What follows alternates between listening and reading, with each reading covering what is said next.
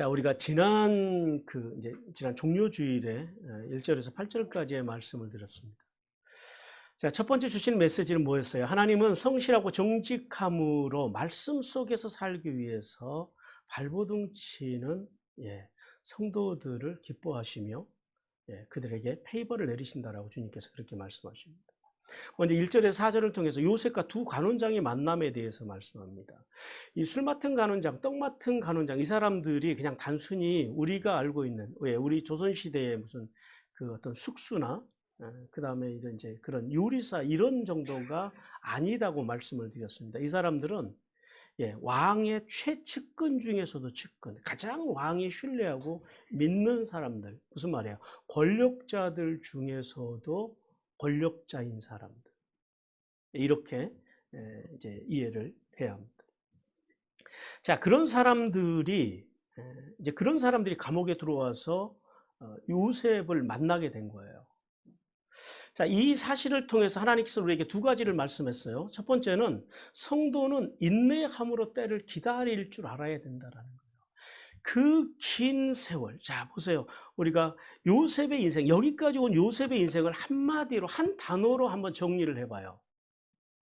엉망진창이라는 거죠. 엉망진창. 인간이 볼 때는, 우리가 볼 때는. 근데 우리가 볼 때는 그 엉망진창인 인간이 하나님의 섭리 가운데서 그 지금 엉망진창으로 보이는 그 요셉의 인생이 하나님의 관점에서 보면 지금 점점 어디를 향해서 나가고 있어요? 애굽의 총리라고 하는 곳을 향해서. 하나님께서는 그의 발걸음을 그 요란해 보이고 소란해 보이고 엉망진창처럼 보이는 그 인생이요, 사실은 하나님의 섭리 가운데서 지금 한 발자국 한 발자국 애굽의 총리를 향해서 나가고 있더라라는. 언제까지요? 하나님의 때가 이를 때까지. 그래서 성도는요, 하나님의 때가 이를 때까지 기다릴 줄 알아야 된다. 그다음 두 번째는요, 성도는 삶의 자리에서 언제나 최선을 다해서 이웃과 자신의 맡은 일을 섬겨야 할 줄 알아야 된다는 거. 이게 성도의 기본적인 자세입니다. 오늘 그 요셉이 두 간원장을 섬겼는데 어떻게 섬겼다고요? 아바드, 종으로서 억지로 섬긴 것이 아니라 어떻게 섬겼다고? 샤라트, 자식을, 자녀가 아버지를 섬기듯이, 제자가 스승을 섬기듯이.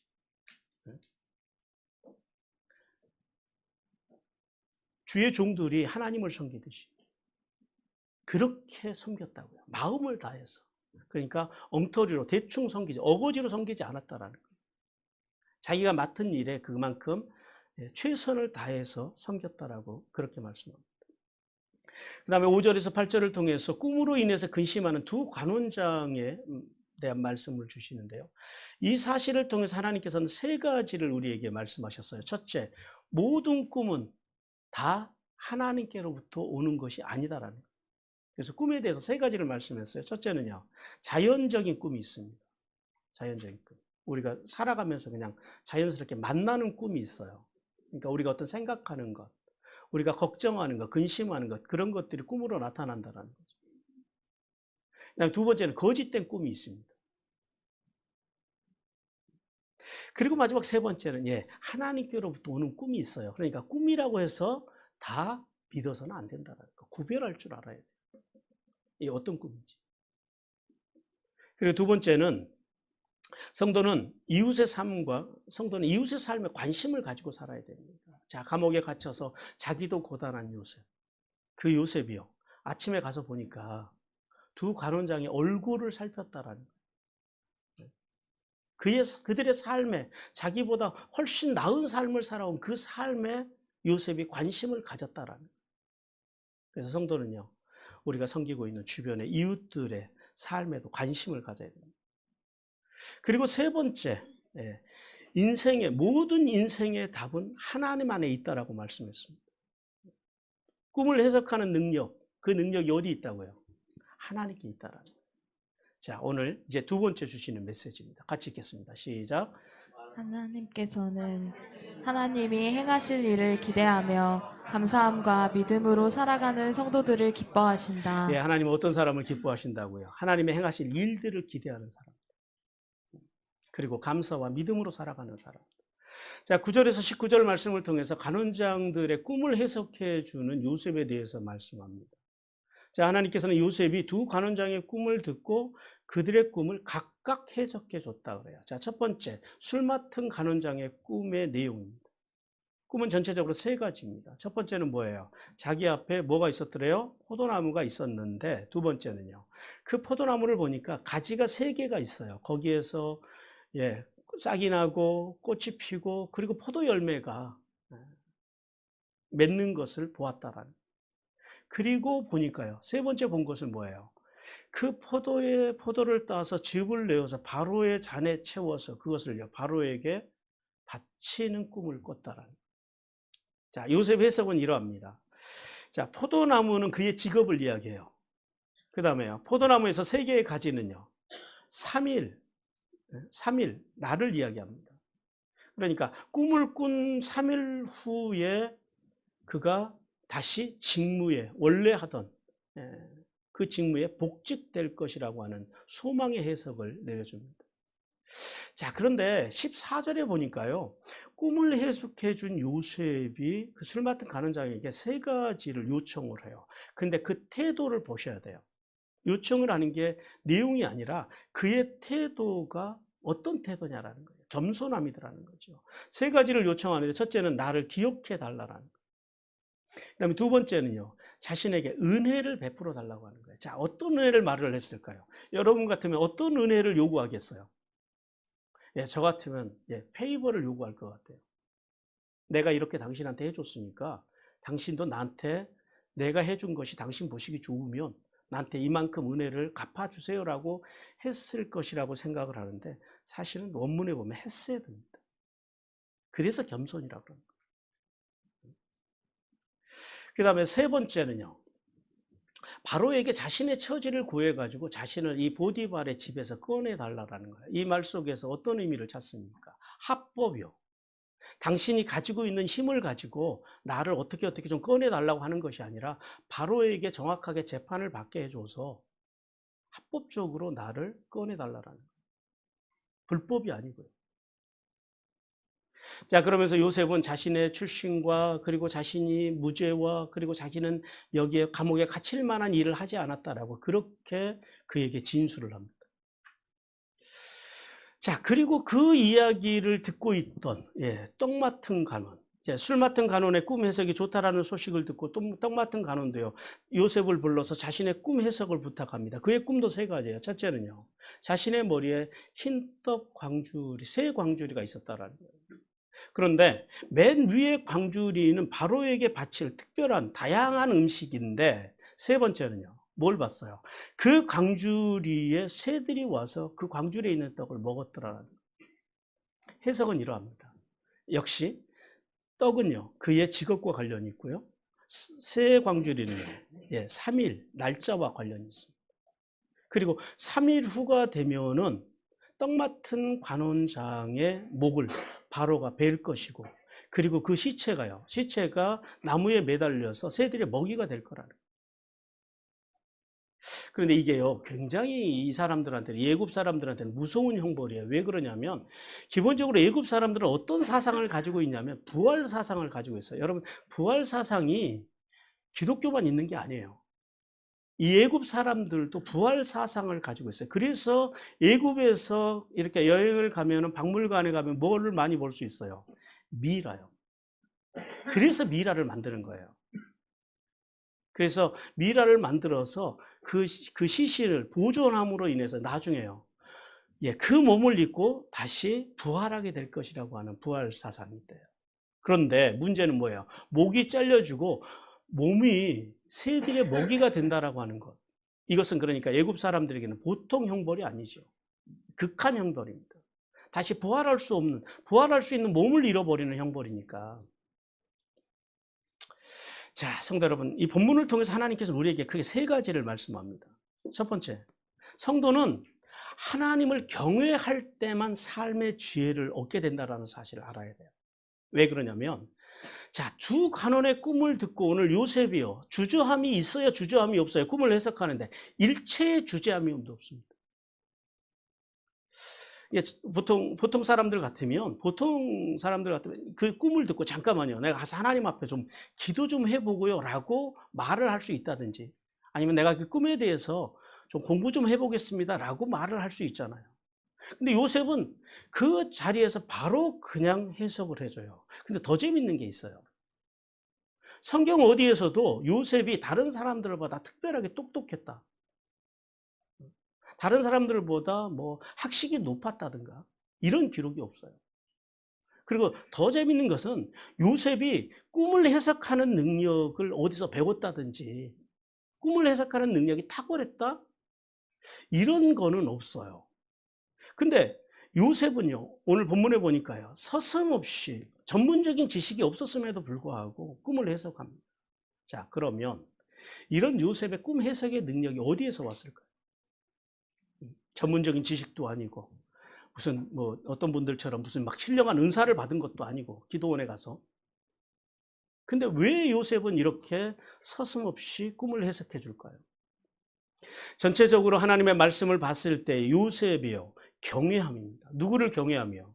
하나님을 경외함. 좀 더 구체적으로 말하면 하나님의 말씀을 그는 믿었다라는. 그 경외함 속에서 요셉의 이런 능력이 나왔다라는 거예요. 일찍이 하나님께서는 요셉과 함께 하심으로 그의 형통이 어떤 단어라고요? 날마다 발전해 가는 것, 성장해 가는 것. 그가 번영하고 발전해 갔다라고 말씀합니다. 우리 창세기 39장 2절 같이 읽겠습니다. 시작. 여호와께서 요셉과 함께 하심으로 그가 형통한 자가 되어 그의 주인 애굽 사람의 집에 있으니.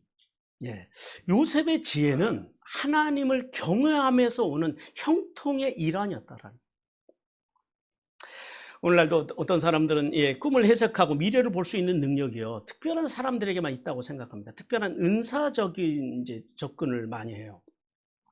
그래서 어떤 목회자들이나 교인들은요, 그런 능력을 받기 위해서 기도원에 찾아가서 소나무를 붙들고 씨름하고 기도하기도 하고요. 또 소위 어떤 그런 은사를 받았다고 하는 사람들을 찾아가서 안수 기도를 받아서 그 능력을 자기도 이어받기를 사모하는, 한때 우리 한국 교회에서 이런 것들이 굉장히 유행했던 그런 적이 있었습니다. 뭐 요즘도 이제 그런 능력을 사모하는 목회자들이나 성도들이 있는데요. 그러나 하나님께서는 요셉을 통해서 꿈을 해석하는 능력이나 어려운 상황이나 닥쳐오는 미래를 알고 정확하게 판단해서 대처할 수 있는 지혜가 하나님을 경외하며 말씀과 말씀의 정신으로 정직하고 성실하게 사는 자에게 주어진다라고 그렇게 말씀합니다. 따라서 성도는 살아가는 날 동안에 만나는 이런 인생의 문제들, 특히 도저히 이해가 안 되고 풀리지 않는 이런 문제들을 직면했을 때 어떻게 할까요? 당황하거나 소위 우리가 용하다 그러죠. 그런 용한 사람들을 찾아가서 그들의 이야기를, 그들의 해석을 들으려 하지 말고 어디로 가야 된다고요? 하나님을 경외함으로. 좀 더 정확하게 말하면요, 하나님의 말씀으로 돌아가서 그 말씀을 기초로 가지고 기도하고, 말씀을 통한 지혜를 가지고 해석하여서 문제를 풀어가는 은혜가 임하기를 주님께서 원하십니다. 그러므로 성도는 요셉과 같은 지혜와 총명과 명철의 은혜가 오직 말씀과 말씀의 정신으로 살고자 발버둥치며 기도하는 성도들 누구에게나 주신다라는 사실, 누구에게나 주어지는 은사라는 사실을 깨닫기를 주님께서 원하십니다. 그리고 두 번째는 성도는 모든 일에 겸손함으로 살아야 됩니다. 오늘 본문 속에서 그 술 맡은 간원장이 꿈 해석을 해준 요셉. 그런데 그 요셉이 꿈을 해석해주고 그 꿈의 해석에 대한 정당한 대가를 요구할 수 있을까요, 없을까요? 있지요. 정당하게 자신의 권리를 주장해서 자기가 은혜를 베풀고 도움을 주었으니까요, 술 맡은 간원장에게 자신을 도와줄 것에 대해서 요청할 수도 있었어요. 그럼에도 불구하고 요셉은요, 그렇게 하지 않았다라는 거예요. 오늘 본문 속에 나타나는 요셉의 모습, 그 모습은 겸손함입니다. 여러분, 요셉의 겸손함이 어디에서 묻어나냐면 보십시오. 나를 기억해 달라라는 거예요. 그 다음에 두 번째는요, 나에게 뭘 달래요? 은혜. 근데 어떤 은혜요? 했어야 돼요. 당신 안에 있는 그 무한한 은혜를 나한테 달라라는 거예요. 내가 이만큼 은혜를 베풀었으니까 당신도 나한테 이만큼 은혜를 베풀어 주시오가 아니라 일방적인 은혜. 그 은혜를 달라라. 그리고 세 번째는요. 내 사정을 바로에게 고해서 나를 이 집에서 건져내 달라라는 거예요. 불법이요, 합법이요. 바로에게 이야기한다라는 것은 합법적으로 꺼내달라라는 거예요. 그렇게 이 집에서 자기를 합법적으로 건져내 달라는 그 이 세 가지 요청 속에서 우리는 뭘 보냐면 요셉의 겸손함을 봅니다. 요셉의 겸손. 그 요셉의 겸손함이 그의 이 세 가지 요청 속에서 묻어난다라는 거예요. 자, 그런데 그러면 여기서 이제 한 가지 질문이요. 이 요셉의 겸손함은 타고 태어난 겸손일까요? 아니면은 지나간 10년의 삶 속에서 배워진 겸손일까요? 훈련된 겸손일까요? 예, 훈련된 겸손. 왜냐하면 우리가 한번 제 창세기 37장을 생각해 보십시오. 꿈 이야기. 요셉이 형들에게 꿈 이야기 하는 것을 생각해 보세요. 그 속에 겸손함이 보여요, 안 보여요? 서슴없이 자신의 꿈을 형들에게 이야기합니다. 그 속에는 뭐 교만까지는 아니지만 뭐예요? 그 속에 요셉 속에 전혀 다른 사람의 눈치를 보지 않는 자만심이 보인다라는 거예요. 그리고 감옥에 여기 애굽에 포로로 끌려온 뒤에도 요셉의 평가는 늘 어떤 평가예요? 용모가 준수하고 또 아담하고 그다음에요. 행정력과 관리 능력이 탁월하고 이런 단어들 속에서 느껴지는 이 요셉의 감정들 뭐예요? 그것은 자만심. 요셉은 늘 좋은 평가를 받았고 그런 속에서 보여지는 이 자만심이 묻어났던 그 요셉이 오늘 이 본문 속에서 형들의 손에 의해서 종으로 팔려왔고 그리고 억울한 누명을 쓰고 투옥된 이 과정 속에서 그가 영적으로만 성장해 간 것이 아니라 동시에 어떤 부분이 성장해 갔다고요? 내면의 부분, 겸손함, 온유함이 그 안에 있었다라는 거예요. 여러분, 모세의 40년 그리고 오늘 여기 요셉의 13년 그리고요 다윗의 10년 이 세 분의 이 세월 이 광야의 세월, 이 고난의 세월이 그분들을요, 공통점이 뭐예요? 세 분 다. 그 과정을 겪으면서 그들이 겸손해졌다. 그러니까 인생의 광야는 뭘 배우는 시간이라고요? 겸손을 배우는 시간. 하나님 앞에 낮아지는 시간. 그러니까 인생의 광야가 그러면 저주예요, 복이에요, 결국은? 복이다. 우리가 볼 때는 요셉의 인생이 저주받은 인생처럼 보이고 엉망진창인처럼 보이지만 그 속에서 요셉은요 하나님과 더 깊어져 가고 그리고요 겸손한 사람으로 그는 점점점 성장해 가고 있었다라는 부드럽고 온유한 사람으로 성장해 가고 있었다라는 예수님을 믿어 구원받은 성도에게 반드시 있어야 될 덕목 중에 하나가 바로 이 겸손입니다. 왜냐하면 하나님은 교만한 자들을 대적하시고 겸손한 자들을 기뻐하시고 그리고 은혜를 베푸시기 때문입니다. 우리 베드로전서 5장 5절 같이 읽습니다. 시작. 자들아 이와 같이 장로들에게 순종하고 다 서로 겸손으로 허리를 동이라. 하나님은 교만한 자를 대적하시되 겸손한 자들에게는 은혜를 주시니라. 하나님이 대적하는 사람들은요 어떤 사람을 대적하신다고요? 교만한 사람. 하나님께서 은혜를 베푸는 사람들은요 어떤 사람들이요? 따라서 우리가 세상을 살아가면서 특별히 예수 그리스도를 믿어 구원받은 성도로 살아가면서 세상 앞에서 사람들 앞에 가서 내가 하고 싶은 말, 당당하게 요구해야 하는 말, 그리고 자신의 권리를 주장하는 말. 예수 믿는 사람들이 이런 말을 해야 될까요? 안 해야 될까요? 해야죠. 그런 말을 잘 해야 돼요. 아무 말도 안 하고 살아가는 게 그게 예수 잘 믿는 건 아니에요. 그러나 그 말들 속에 뭐가 있어야 된다고요? 겸손함. 요셉이 할 말을 안 한 건 아니잖아요. 단지 뭐만 달랐어요. 똑같은 요구를 하지만 당당하게 어떤 교만한 마음으로 요구를 하는 것이 아니라 지금 요셉은 어떤 마음으로 자신의 요구를 하고 있다고요? 겸손함으로 하고 있다. 이걸 기억해야 된다. 왜냐하면 하나님은요, 겸손한 마음을 가진 사람들을 구원하시기 때문에 성도가 겸손해야 돼요. 시편 149편 4절 같이 읽습니다. 시작. 여호와께서는 자기 백성을 기뻐하시며 겸손한 자를 구원으로 아름답게 하심이로다. 예, 그러므로 성도는 겸손의 옷을 입고 살아갈 때 하나님의 때가 이르르면 하나님께서 요셉과 같이 높이셔서 하늘의 복과 땅의 복을 주신다는 사실을 깨닫기를 주님께서 원하십니다. 그리고 세 번째는 성도는 진리의 말씀을 왜곡 없이 선포할 줄 알아야 됩니다. 예, 술 맡은 간원장에 대한 꿈의 해석은 어떤 해석이었어요? 굉장히 희망적인 해석이었죠. 근데 반대로 떡 맡은 간원의 꿈 해석은요, 두려움과 절망적인 해석입니다. 그런데 인간적으로 우리가 생각해 볼 때 떡 맡은 간원장한테 그렇게 무자비하게 해석을 할 필요는 없잖아요.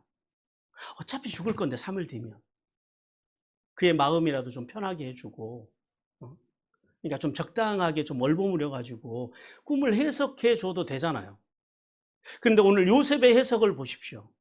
요셉의 해석을 보면요, 냉정할 정도로 정확하게 꿈 해석을 해줘요. 비정할 정도로 정확하게 꿈 해석을 해줘요.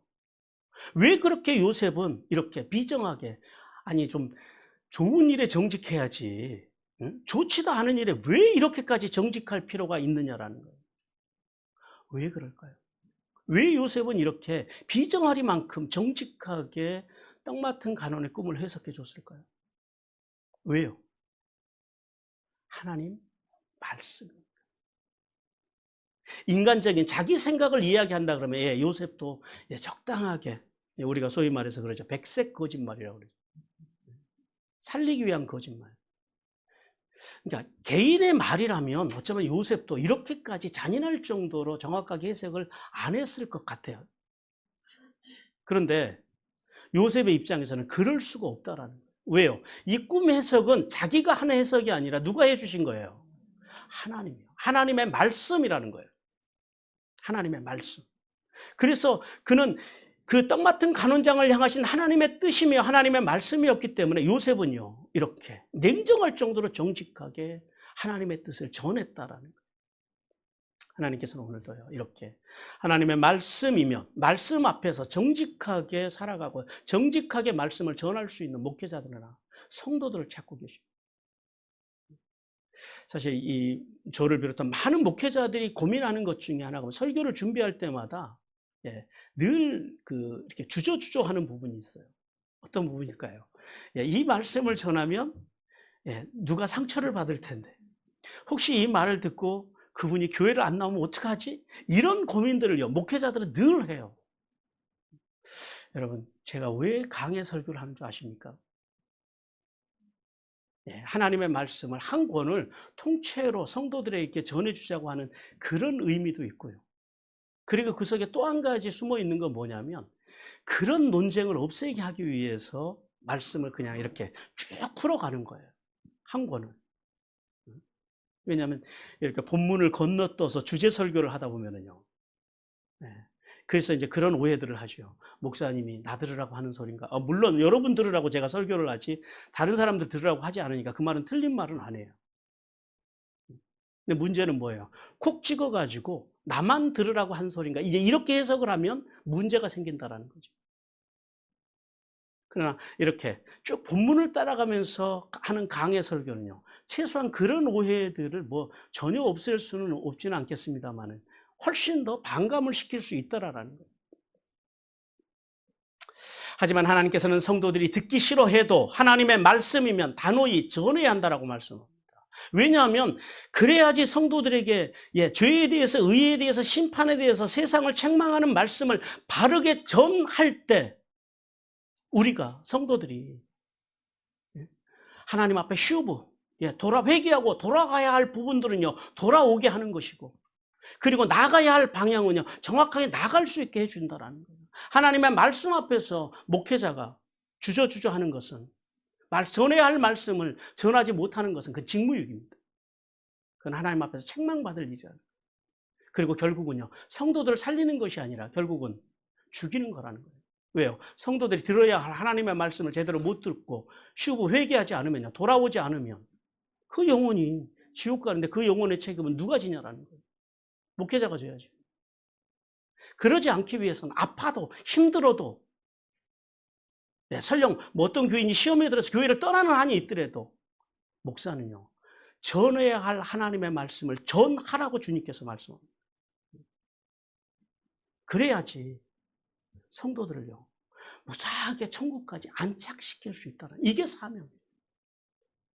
우리 디모데후서 4장 18절 같이 읽겠습니다. 시작. 주께서 나를 모든 악한 일에서 건져내시고 또 그의 천국에 들어가도록 구원하시리니 그에게 영광이 세세 무궁토록 있을지어다. 예, 아멘. 여러분, 우리가 오늘 이렇게 교회 나오신 목적이 뭐예요? 여러분, 신앙생활 하시는 목적이 무엇이에요? 왜 교회를 나오세요? 뭐 때문에 이렇게 주일이면 교회를 나오고 신앙생활을 하고 특성을 하고 교회에서 헌금 생활을 하고, 때로는 내 마음에서 듣기 싫은 하나님의 말씀도 들어야 되고, 왜 그래요? 그 목적이 뭐예요? 그 끝이 뭐예요? 하나님의 나라, 천국이죠. 이 땅에서 우리가 열심히 신앙생활하고 교회 다니고 화려하게 목사도 하고 뭐 직분도 받고, 근데 그 영혼이 나중에 이 세상을 떠나서 천국에 못 간다면은요, 아무런 소용이 없는 거예요. 결국 교회는, 목사는 성도들을 하나님의 나라까지 잘 갈 수 있도록 도와야 된다라는 거예요. 목자들도 마찬가지예요. 그게 교회의 사명이고 목사의 사명이라는 거예요. 이 땅에서 교회가 커지고 무슨 건물이 커지고 그건 아무 상관도 없어요. 천국 가는 거하고는. 성도들이 몇 명 모이냐? 그것도 상관없어요. 몇 명 모이면 뭐 할 거예요? 천국도 못 갈 사람들이 수백 명, 수천 명 모인다 그러면 무슨 의미가 있냐라는 거예요. 단 한 명, 세 명이 모여도 천국에 대한 확신, 하나님에 대한 확신으로 가득 찬 성도들이 있는 교회가 진짜 그 교회가 큰 교회고 성장하는 교회고 성숙한 교회라는 사실을 우리는 깨달아야 돼요. 또한 성도들도 마찬가지예요. 여러분들도. 사회 속에 나서 신앙 속에 나가서 불의를 보면, 세상의 불의를 보면서도 자기에게 돌아올 이 불이익 때문에 마땅히 외쳐야 될 하나님의 정의를 증거하지 못하고 눈 감아버리는 경우가 너무 허다한 것이 오늘날 이 세대에 살아가는 삶의 모습이라는 거예요. 하지만 하나님께서는요, 우리에게 이렇게 말씀하시는 거예요. 여러분들에게. 세상으로부터, 세상 사람들한테 미움받는 것을 두려워하지 말라라는 거예요. 세상 사람들의 평가를 두려워하지 말라라는 거예요. 도리어 우리를 심판하시는 그 하나님을 두려워하고 세상 속에 나가서 하나님의 말씀과 말씀의 정신으로 정의와 공의를 외치며 실천하며 살아라고 주님께서 그렇게 말씀합니다. 왜냐하면 하나님께서 우리를 성도로 부르시는 목적, 오늘 우리를 여기 모으신 목적, 우리로 하여금 예수 그리스도를 믿게 하신 목적, 그 목적이 어디 있다고요? 하나님의 공의, 째데카, 의로워져서, 그리고요 하나님의 정의, 미슈파트, 그걸 가지고 세상을 판단하라는 거예요. 공의와 정의를 행하라는 거예요. 근데 정의는, 성경에서 말하는 정의의 정의가 뭐예요? 대가를 지불하면서, 세상에 나가서 믿는 사람으로서 대가를 지불하고 희생하고 헌신하는 삶, 책임지려고 하는 삶, 그 삶을 살아가라는 거예요. 우리 창세기 18장 19절 같이 읽습니다. 시작. 내가 그로 그 자식과 건속에게 명하여 여호와의 도를 지켜 의와 공도를 행하게 하려고 그를 택하였나니 이는 나 여호와가 아브라함에게 대하여 말한 일을 이루려 함이니라. 여호와의 도, 말씀으로, 말씀 안에서 의, 째데카, 공의, 그리고 공도, 미슈파트, 정의를 행하도록 아브라함을 그래서 부르셨다. 우리가 아브라함을 믿음의 조상으로 믿잖아요. 우리를 부르신 목적 여기 있다라는. 그러나 성도가 믿고 생각하는 옳음은, 믿고 생각하면, 우리가 성도는 내가 믿고 내가 생각하는 옳음이 아니고요. 성도가 세상 속에 나가서 공의와 정의를 행해야 되는 옳음은 어떤 옳음이라고요? 하나님의 말씀과 말씀의 정신, 즉 돕고 세우고 살리기 위한 공의와 정의를 행해야 함을 잊지 말라라고 주님께서 말씀하십니다. 그러므로 성도는 하나님의 말씀을 전하고 하나님의 말씀의 정신으로 살기 위해서 발버둥 치는 일이야말로 하나님께서 가장 기뻐하시는 것이며 하늘의 복과 땅의 복이 보장된 사명임을 깨닫기를 주님께서 원하십니다. 그리고 이제 20절과 23절 말씀을 통해서 요셉이 해몽해 준 대로 꿈이 이루어졌지만은 요셉을 잃어버린 술 맡은 간원장에 대해서 말씀합니다. 하나님께서는 3일째 되는 날이 바로의 생일이었는데 요셉의 꿈 해몽대로 떡 맡은 간원은 죽음을 당하였고 그리고 술 맡은 간원은요 복직이 되었지만은 오늘 본문에 보니까 뭐라 그래요? 요셉을 잊어버렸다. 요셉과의 약속을 잊어버렸다라고 말씀합니다. 자, 본문을 통해서 하나님께서는 우리에게 두 가지를 말씀하세요. 첫 번째는 하나님은요 인간의 생사화복을 주관하신 분입니다. 자, 술 맡은 간원은 살고 떡 맡은 간원은 죽어요. 자, 이 운명을 오늘 성경 속에서 누가 결정을 했어요? 바로가 결정을 합니다. 그래서 우리가 볼 때는 바로가 그들의 운명을 결정했다고 하지만은 사실 그들의 운명은 누가 지금 정해 놓으신 거예요?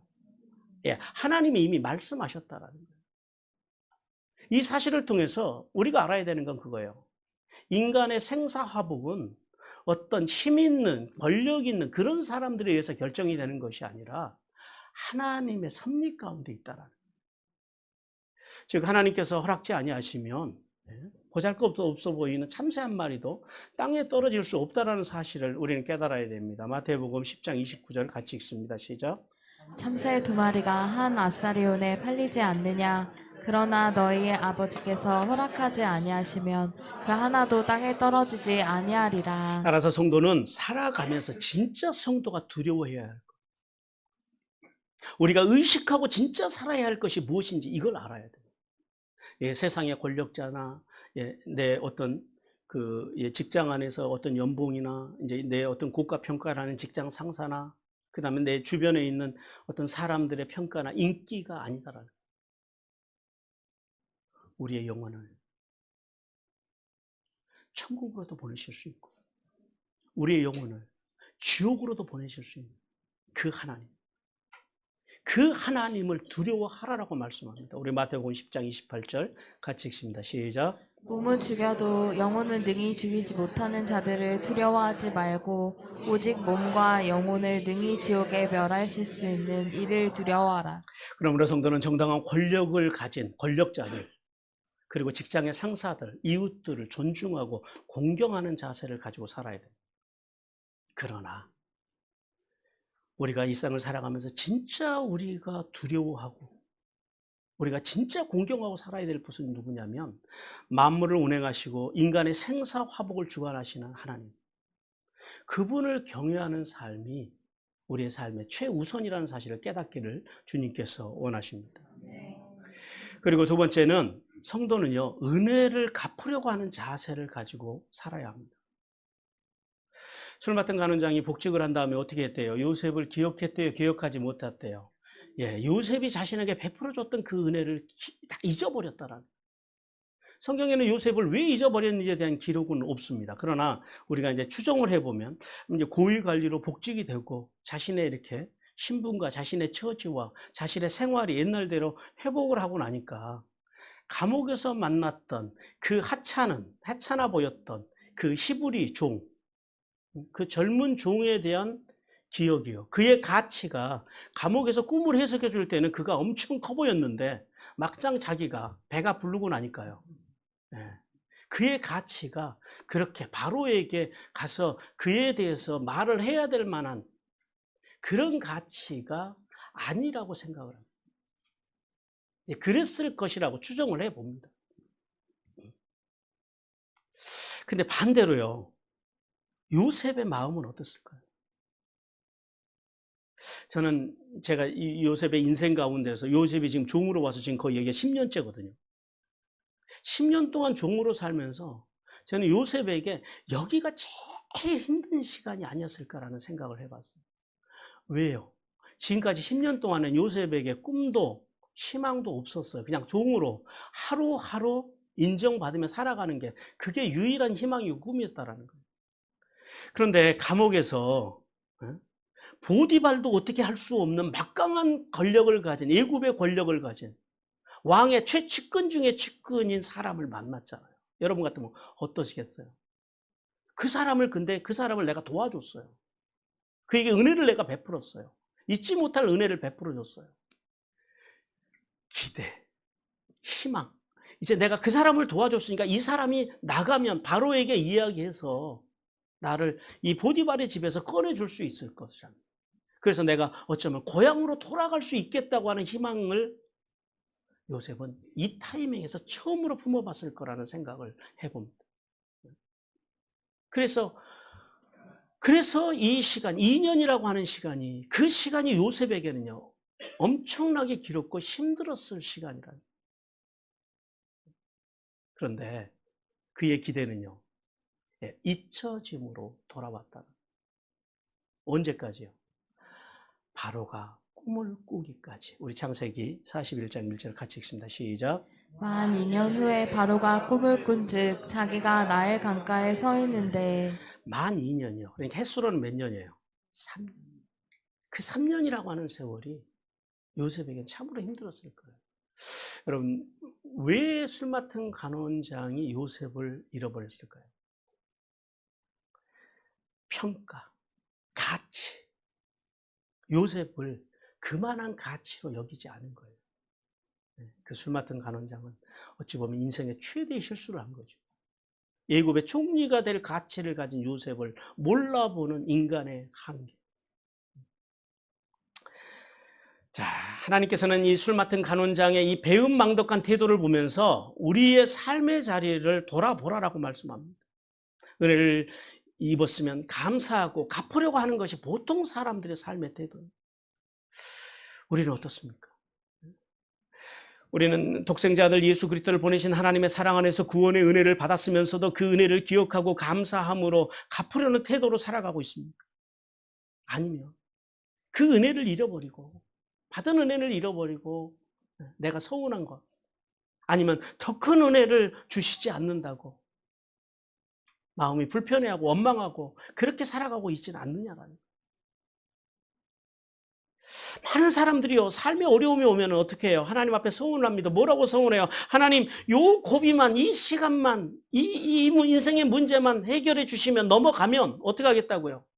주를 위해서 헌신하고 봉사하고 충성하고 그렇게 살겠다라고 서운해요. 그런데 막상 그 문제가 넘어서고 나면은요, 풀리고 나면은요, 언제 그랬냐는 듯이 오늘 여기 술 맡은 관원장처럼 잊어버리고 살아가는 경우가 허다한 것이 우리의 인생이더라. 하지만 은혜와 진리로 찾아오신 하나님께서는요, 당신의 명령과 법도와 규례, 즉 말씀과 말씀의 정신을 절대 잊지 말라라고 말씀합니다. 신명기 8장 11절 같이 읽습니다. 시작. 내가 오늘 내게 명하는 여호와의 명령과 법도와 규례를 지키지 아니하고 내 하나님 여호와를 잊어버리지 않도록 삼갈지어다. 하나님께서 우리에게 베풀어 주신 그 은혜를 잊지 않도록 하라라는 거예요. 잊지 말라라는 거예요. 더 나아가서 하나님께서 베풀어 주신 그 말씀을 힘써 지키기도 하면 지키면서 그 받은 은혜, 그 은혜를 어떻게 하라고요? 자손들에게, 자손 만대에 전하는 삶을 살아가라라고 말씀합니다. 신명기 4장 9절 같이 읽습니다. 시작. 오직 너는 스스로 삼가며 내 마음을 힘써 지키라. 그리하여 내가 눈으로 본 그 일을 잊어버리지 말라. 내가 생존하는 날 동안에 그 일들이 내 마음에서 떠나지 않도록 조심하라. 너는 그 일들을 내 아들들과 내 손자들에게 알게 하라. 그러므로 성도는 힘들 때만 하나님의 은혜를 기억하는 이런 얄팍한 신앙의 수준에서 벗어나야 됩니다. 그리고요, 우리의 삶에 평안이 넘칠 때도, 복이 넘칠 때도 여전히 하나님의 은혜를 기억하고 감사하며 어찌하든지 간에 그 은혜를 갚으려고 하는 자세로 살아감으로 하늘의 복과 땅의 복을 받는 성도들이 되기를 주님께서 원하십니다. 사랑하는 성도 여러분, 때때로 요셉과 같이 인생의 기대가 무너지고 사람들에게 잊혀져 간다 해도 절대 낭망하지 마시기 바랍니다. 왜냐하면 그 그 3년이라고 하는, 그 만 2년이라고 하는 그 고통의 시간 속에서도요. 술 맡은 간원장은 요셉을 잃어버렸지만 누구는 잊지 않으셨다고요? 하나님은 요셉을 절대 잊지 아니하시고 요셉을 지금 어디를 향해서요? 예굽의 총리로 세우시기 위해서 요셉의 인생을 계속해서 밀고 간다는 사실. 그 하나님은 오늘도 우리의 인생을요. 하나님이 원하시는 그곳을 향해서 밀고 가신다는 사실을 깨닫기를 주님께서 원하십니다. 그러므로 하나님이 행하시고 이루실 일들을 기대하며 감사함으로 믿음으로 받은 은혜를 기억하고 하나님 앞에서 살아가기를 주님께서 원하십니다. 또한 우리가 세상을 살아가면서 사람들에게 이웃들에게 받은 적은 은혜가 있다면 그 은혜를 잊지 마시기를 바랍니다. 적은 것이라도 갚으려고 하는 태도로 살아감으로 하늘의 복과 땅의 복을 받는 성도들이 되기를 주님께서 원하십니다.